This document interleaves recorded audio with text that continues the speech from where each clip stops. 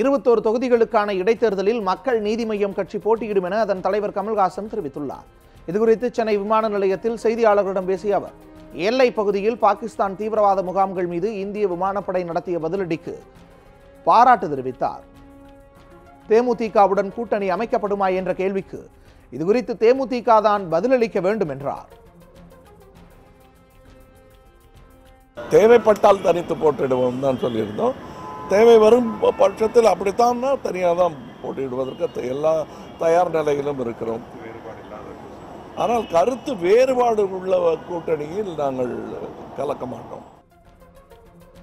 இதனிடையே நாடாளுமன்ற தேர்தலில் போட்டியிட விரும்புபவர்கள் நாளை முதல் விருப்ப மனு பெறலாம் என தெரிவிக்கப்பட்டுள்ளது. 10,000 ரூபாய் கட்டணம் செலுத்தி மனுக்களை பெறலாம் எனவும், கட்சியில் உறுப்பினராக அல்லாதவர்களும் மனுக்கள் பெறலாம் எனவும் மக்கள் நீதி மய்யம் கட்சி சார்பில் தெரிவிக்கப்பட்டுள்ளது.